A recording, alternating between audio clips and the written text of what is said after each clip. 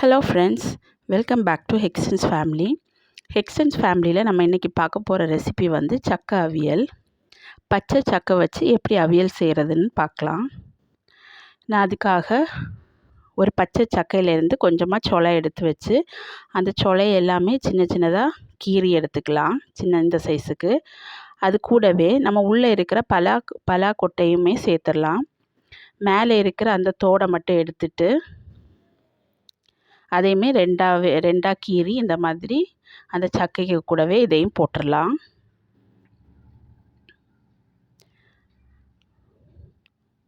நீங்கள் எவ்வளோ சக்கை அவியல் பண்ணுறீங்களோ அதுக்கேற்ற மாதிரி சக்கை எடுத்துக்கோங்க, சக்கைச்சோளம் எல்லாம். இந்த பச்சை சக்கையில் அவியல் பண்ணுறது வந்து ரொம்ப ஹெல்தி உடம்புக்கு, பச்சை சக்கை வந்து. அதனால் கண்டிப்பாக இந்த மாதிரி ஒரு தடவை ட்ரை பண்ணி பாருங்கள். இப்போ நான் கொஞ்சமாக சக்கையும் சக்கை கொட்டையெல்லாம் கட் பண்ணி வச்சாச்சு. இப்போ இதுக்கு மசாலா ரெடி பண்ணலாம். ஒரு மிக்ஸி ஜாரில் 3 கையளவுக்கு தேங்காய், துருவின தேங்காய் எடுத்துருக்கிறேன்.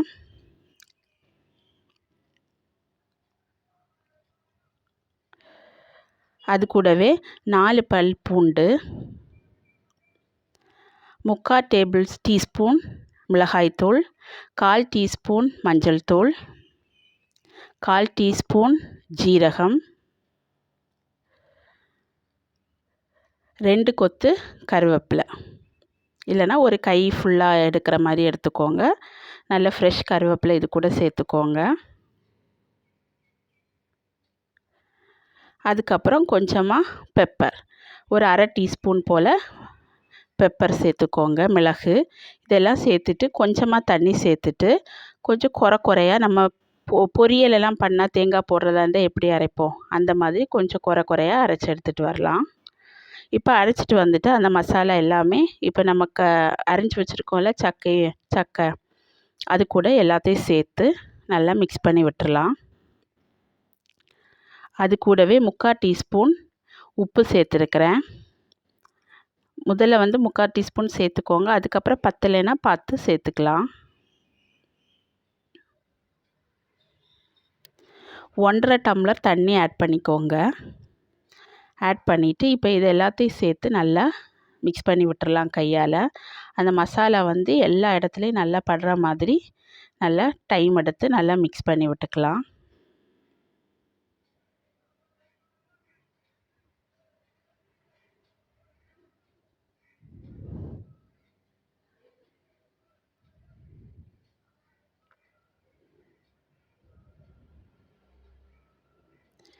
இது வந்து இந்த சக்கை அவியல் வந்து மீன் குழம்புக்கு கூட ரொம்ப டேஸ்ட்டாக இருக்கும். இப்போ நல்லா பிசைஞ்சதுக்கப்புறம் நல்லா ஹை ஃப்ளேமில் ஃபஸ்ட்டு 5 நிமிஷம் நல்லா மூடி போட்டு வேக வச்சுக்கலாம். இடையில வந்து நீங்கள் 2-3 தடவை இதை திறந்து கிளறி விடணும்.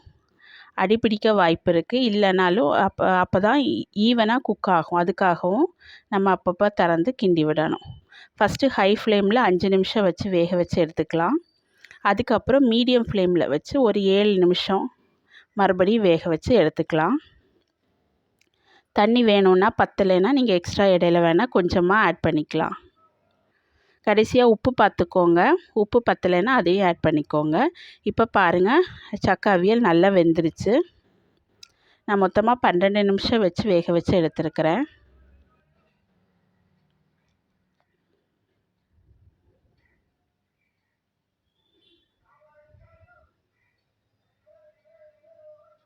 இந்த மாதிரி வெந்து நல்லா குழஞ்சி வரும்.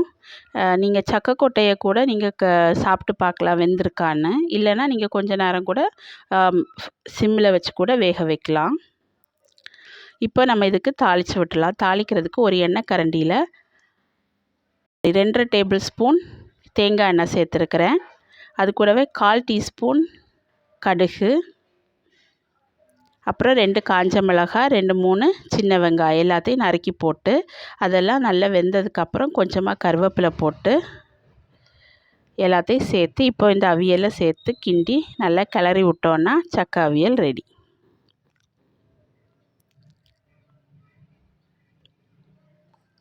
இந்த வீடியோ உங்களுக்கு பிடிச்சிருந்ததுன்னா லைக் பண்ணுங்கள், ஷேர் பண்ணுங்கள், சப்ஸ்கிரைப் பண்ணுங்கள். ஃப்ரெண்ட்ஸ் ஃபேமிலி கூட ஷேர் பண்ணுங்கள். உங்கள் ஃபீட்பேக்கை கண்டிப்பாக கமெண்ட் செக்ஷனில் ஷேர் பண்ண மறக்காதீங்க. தேங்க்யூ ஃபார் வாட்சிங்.